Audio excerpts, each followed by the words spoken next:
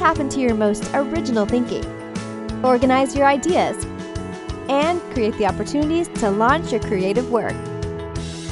Unlocking your world of creativity with best-selling author and brand innovator, Mark Stinson. Well, welcome back, friends, to our podcast, Unlocking Your World of Creativity. And today we're punching our creative passports in Charlotte, North Carolina. And we're talking with my friend, Manny Lai. Manny, welcome to the show. Thank you. You know, it's a pleasure to be referred to as a creative. I was at a local restaurant getting my lunch, and the cashier said I look like an artist and a creative. So that's the second time I heard that in a day. So I took that as a compliment, and I'll take what you said as a compliment as well. Yeah, you got to embrace it. Well, I think Manny says this because in a career, he's a senior IT professional, transformation, digital transformation at a large Fortune 500 company as a VP of automation strategy. We'll talk a little bit about that. But now he's also expanding and leveraging his creativity into a startup making very nutritious energy bars. And so both of these industries certainly, Manny, require a lot of your creativity, don't they? Definitely. I think the kinds of people who succeed in the career of automation, I specialize in a really niche field called robotic process automation. And I think that the kinds of people who succeed at this kind of career are the people who are able to think outside the box and come up with solutions that other people have not come up with before. And this really lends itself to my evening gig, which is manufacturing energy bars and delivering healthy food to people all across America through my startup called Heaven's Pantry. I've always been a creative person. Ever since I was young, I was always looking for a more efficient way to do things. I think Bill Gates said something. Bill Gates said that the best kind of person to hire is someone who's lazy, because the lazy person will find a shortcut and a faster way to get to that desired goal. Now, don't get me wrong. I'm not advocating slacking off. I definitely put in 80 hours a week on average once you balance those two positions. But I will say there's something to be said about looking for the optimal route, and that's something that requires a lot of creativity. It does. Well, and you mentioned this phrase, thinking out of the box. I mean, it's something we say almost every day, right? But I think about sometimes your IT strategy. There is kind of a black box. Hey, nobody knows how it works outside of the IT group. There is this kind of, hey, just do your magic, make this easier. But I like how in your profile, you've translated that to how can I use IT or how can I use automation or strategy to improve the customer experience, to make their lives easier, to streamline processes. What is your view of how to think outside of the box in order to improve those experiences?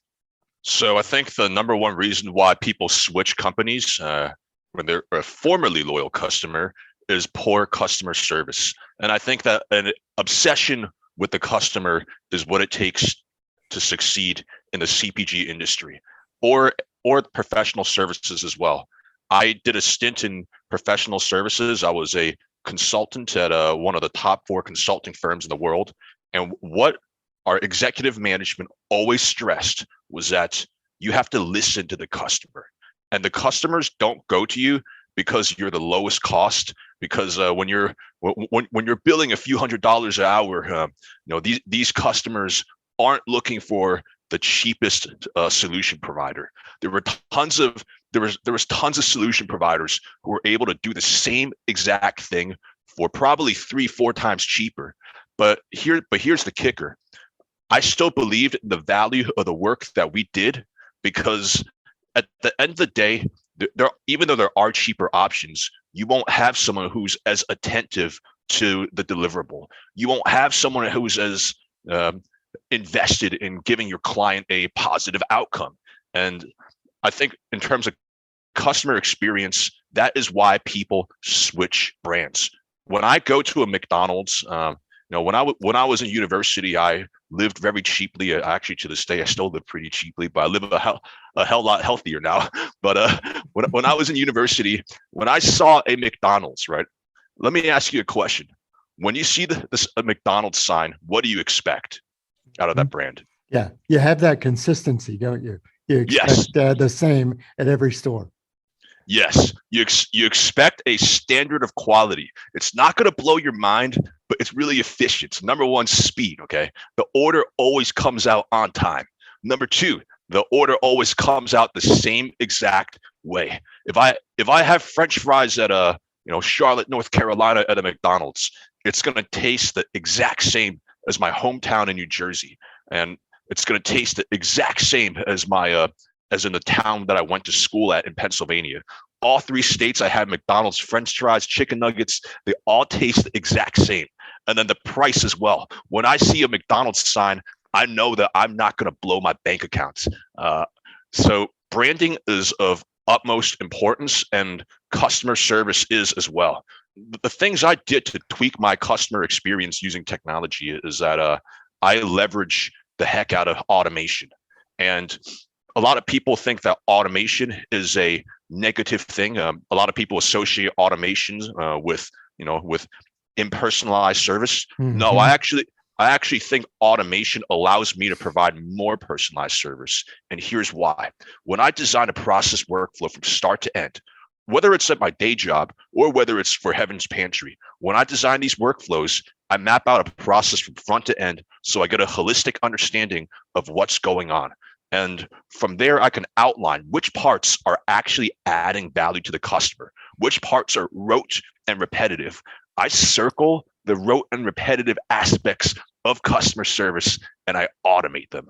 This allows me more time because at the end of the day, yes, I have no problem working more hours, but there's only 24 hours a day. And I do believe that I still need 6 to 7 hours of sleep every day if I want to stay functional as a human being. And there just comes a certain point where you can't scale up by working more hours. So what can we do? We can work more efficiently with the limited time that we have. And if we spend all our time in the day working on value-added activity, I win because I get to work on the things that I care about instead of monotonous paperwork and really rote and repetitive tasks. And my customers win because they're getting more personalized attention. I love it. Well, all this talk about CPG, I have to think about your own personal brand. I see a packaging, your profile, your picture, your outside presentation has evolved. It sounds like, but you've still got the same core values. I look at your LinkedIn profile. It's the very corporate kind of photo. I look at the Heaven's Pantry and it's the Manny I know and love in this conversation. How has that evolved for you? So I believe in authenticity. I believe that wherever I go, there's a few values that I will never compromise. Number one, the Manny that you see in corporate America and the Manny that you see in Heaven's Pantry, both versions of Manny are very catered towards ethics and integrity. One thing that I never compromised on in my whole career, I've lost out on big bonuses for it before. I've lost out, on short-term gain, but I gained so much more in the long run when people trust, when people respect me. I have always made it a mission. I view my employer as a client of mine. They pay me. I provide a good service, and I will go above and beyond to make sure that they get their money's worth many times over. When my customers give me $1 or buy a box of chocolate energy bars for me, I make sure that I will go to great lengths to ensure that it's a profitable transaction for them, and it's also a benefit for the customer when they buy our bars as well. I go to great lengths to go in their stores, do demos, and make sure that the customers are getting aware of the brand. So the Manny in corporate America, the Manny in Heaven's Pantry is the same Manny when it comes to prioritizing the interests of the customer before my own. So that is one principle I would never compromise on. Even though in corporate America, I dress a little bit more corporate-y. I style my hair a little bit more corporate-y. I might speak a little bit more eloquently. At the end of the day, you're getting the same inner person over and over again. It's just about how I dress and present myself on the outside. The inside is the exact same. Mm. So it's very interesting how you brought that up, because one of the things that I disliked about corporate America is that oftentimes people have a preconception of what a senior leader should look like. People have a preconception of of what you should act, behave like. I personally think that's, I've interviewed many people in the past before, and I always, made it a point to look past the outer appearance. But I also understand that by presenting myself in a certain way, by dressing up in a, in a professional manner, it gives my clients more confidence in my abilities as well in the corporate world. That's why I do that. When I dress down, when I wear my hair down, when I speak like a hippie, because at the end of the day, I kind of am a free thinking hippie. Like I never lost that streak about me. That is what the customers of Heaven's Pantry vibe with. And if I had to pick which self is more congruent with my natural self, definitely this one. Definitely this one. Yeah, I think you've got the energy vibe. Well, yeah, I love but that's not to say I'm like a different person. I'm just no. Well, and this is why I was interested. I mean, the inside is the same, and I'm curious. I mean, on this podcast, we are the world of creativity, and I often explore the sort of cultural and maybe your own family history, how that influenced. You're a child of Taiwanese immigrants. And I was curious how those cultural influences in your family background might have led you to where you are today. So I was very fortunate to have my upbringing. Ever since I was young, I saw my parents put in extra hours at work. I was always taught, like, there's nothing wrong with, enjoying the fruits of your labor. There is nothing wrong with, with kicking back, relaxing, but you got to make sure you fulfill your obligations towards society first. So from a young age, I was taught, hey, you do your homework first and then you play video games. Nothing wrong with playing video games. Nothing wrong with playing outside, but you got to do your homework first. And, I think a lot of times, like, we take it for granted how good life is in America. And I don't think America is a perfect country by any means. I think America is a very flawed country. But in the grand scheme of things, we still have a lot of privileges. We have a lot of luxuries that a lot of this world doesn't have. And my parents always made it clear that, like, growing up in a first world country, not to say Taiwan's not a first world country either, because Taiwan actually does a lot of things better than the United States does, especially healthcare. Now, by saying that, I'll probably be deemed unpatriotic. I'll never be able to run for public office, but that's okay. I don't think anybody's going to put in the comments, healthcare is our number one core. So I don't think you've offended anyone here. The good thing is that since I speak my mind, I'm not fit to run for public office. Well, there you go. I'm pretty sure I won't pass the background check either. So we've got that in common.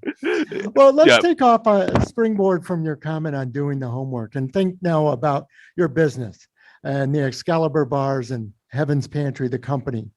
When you said do your homework first, and then we'll have some fun. And certainly you're having fun with the company. But what was the homework you felt you had to do before you launched the brand and the company? Well, the homework that I had to do before I launched the brand is that I think before you enter into any venture, before you engage in any project, same thing with my corporate life as well. And I made this very clear with people who I mentored, people who I trained. Every time you do something, it comes at a cost. So I view every bit of effort I expend into any project as a upfront investment. Is there going to be a return on your investment? Because sometimes we are not defined just by the things we do. Sometimes we are defined by the things that we choose not to do. When I started Heaven's Pantry with my good friend Rob, I noticed that there was a lack of healthy energy bar options in the market. And energy is the lifeblood of our existence. You're talking to me. I probably seem like a pretty energetic person, and there's many reasons for that. Number one, I'm a huge proponent of living a healthy lifestyle with a good diet. So if you care about the fuel that you put in your car, you should care more about the fuel that you put in your own body. I designed the ExcaliBar as a healthy energy bar that provides you a sustainable source of energy that doesn't lead to a midday crash. And I noticed that there was this gap in the market. I will never enter a market when I notice that there's already a product that fits that need. Number one, it's a waste of my time, and number two, it's a waste of my customers' time as well. I'm not in this to make $1 million. I'm in this because I think there's a genuine need that needs to be fulfilled in this market. If I truly cared about money, I'd probably focus a little bit more on my corporate job, because that's, because I think that's in the short run, that's a lot more lucrative, with a hell lot less risk as well. But I think the customers deserve this. I think the customers deserve this product. So when I formulated the ExcaliBar, I wanted only 6 natural ingredients that you can feel good about putting in your body. Those 6 natural ingredients keep people powered up, they keep people wired up, and they keep people productive. I used to work 70 hours a week just at my day job alone, back when I was working in the world of consulting. I lived off of caffeine. I got addicted to nitro cold brew. If you ever had that from Starbucks, there's a reason why they don't make them in the venti size. There, because you'll probably get you'll probably get heart palpitations. I'm sure they don't want to be responsible in case you your heart just keeps thumping and like you overdose in caffeine. Yeah. But yeah, I used to chug nitro cold brews to keep myself awake, and then I noticed something. I noticed that I would crash. Okay, I would crash around maybe, I don't know, midday, maybe like 2-3 o'clock. I would need to take another one to keep myself up to 11. But by 11 o'clock, when I drive home, like get home at maybe 12, I couldn't fall asleep anymore. And I had to be up at 7 or 8 the next day to commute to my client. And I realized, hey, this isn't working. This is simply not working. But my buddy Rob and I, we came up with this bar over here. And back then, this ExcaliBar actually was not professionally packaged. It was actually hand cut. And we used to sell them at the local farmers market. But the beautiful thing about that bar was that when I started eating those bars, I was able to not have to chug 2 cups of coffee every single day. I was able to keep myself mentally alert without that dreaded caffeine crash. And to anyone who's working late hours, chugging a lot of coffee, give me a holler. I will give you a free box of ExcaliBars to try out. If you think that, if you think that if you like it, I'll give you a special discount code as well. Perfect. Well, we'll put that in the show notes, and I'll get that contact in a minute. I love, as a branding guy, ExcaliBar. Let's talk about the origin and the story behind that brand name. Definitely. So I'm a huge nerd. I think you can probably tell by now. Most people in the IT industry definitely are. I didn't want to go with the stereotype, but I kind of. You mentioned video games and you mentioned IT. I put those 2 and 2 together. But the stereotypes at the end of the day, stereotypes are based off of aggregates. Okay, yeah. Like I don't like to stereotype because I like to view people as individuals, but stereotypes are based on heuristics, and what a heuristic is making educated guesses based off of limited data, and that actually works. That's actually really important in the world of marketing, which I would love to get into later as well. But yeah, video games, IT, definitely a high candidate for being on the nerdy or on the geekier side. So.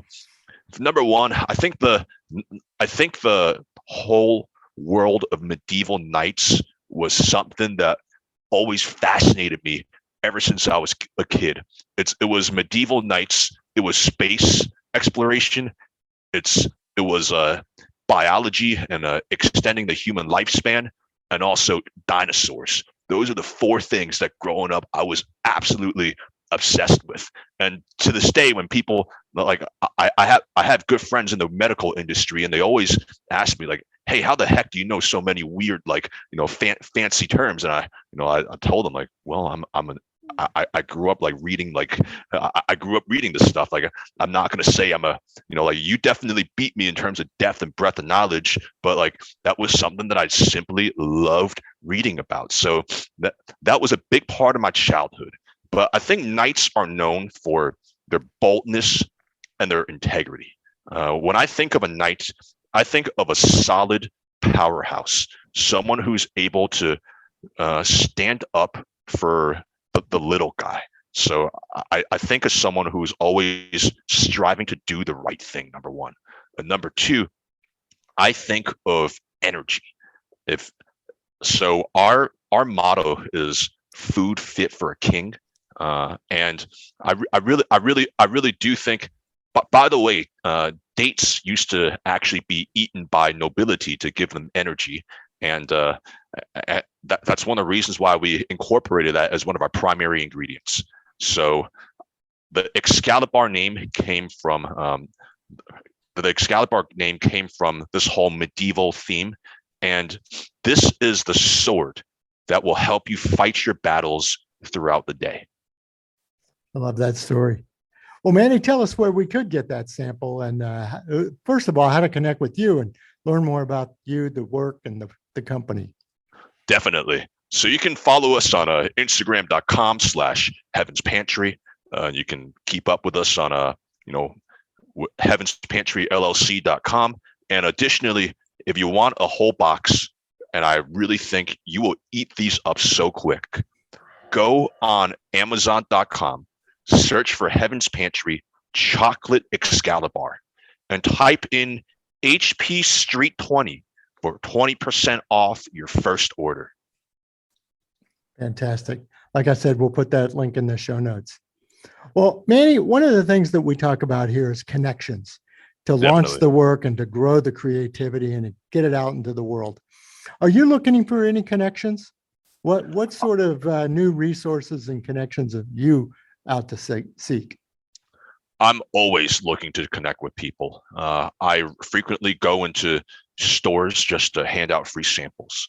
I frequently go to local intramural events so I can advertise and give food to free bars to active people. And I had people, they had their first bar and they literally buy on the spot because they love the product. And I always tell people, look, this is my product. I'm trying to share it with you. If you like it, great. Like, we would love for you to buy a box. If you don't like it, then you don't like it. Like, I think it's, at the end of the day, we're not meant for everyone. I think this actually tastes absolutely delicious. I would describe it as a brownie in a wrapper, but it's definitely meant for the more.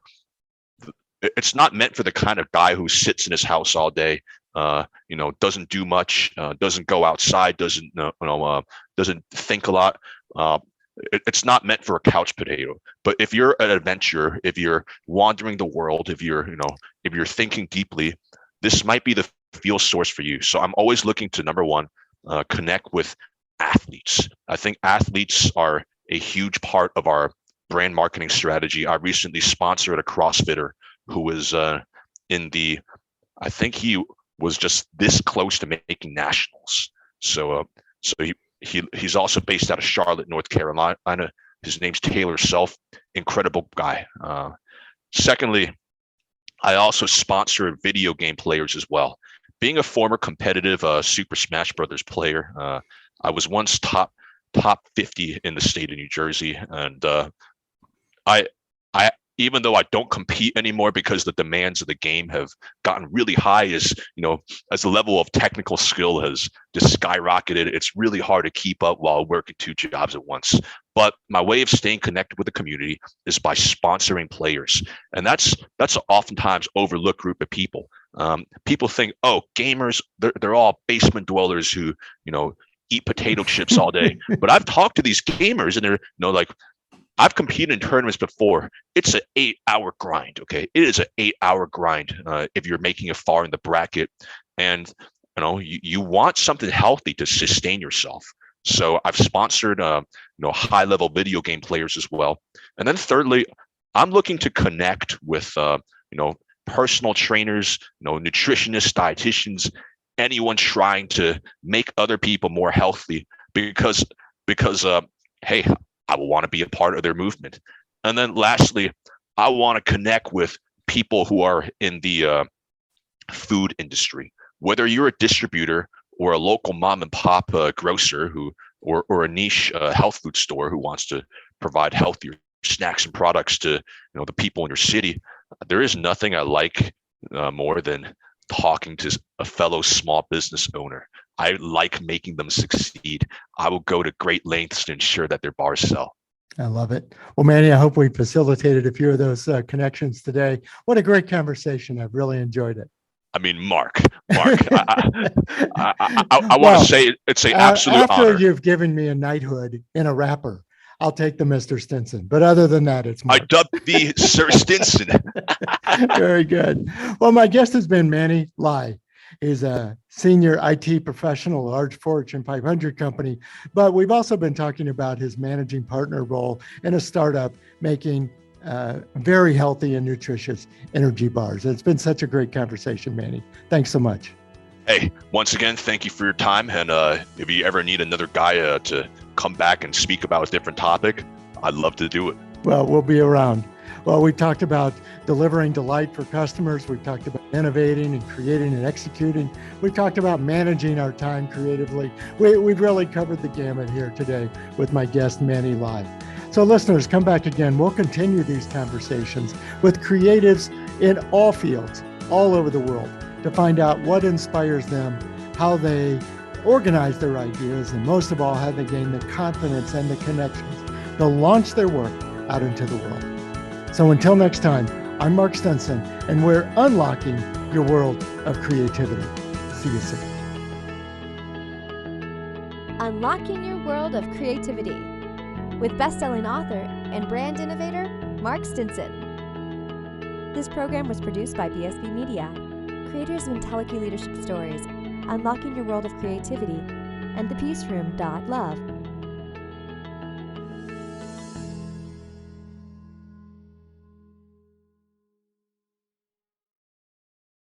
We've created a special offer just for listeners of the podcast. You can get the book, A World of Creativity, for a special price of $5.98 for paperback, and the Kindle version is only 99 cents. Go to mark-stinson.com to take advantage of this special offer.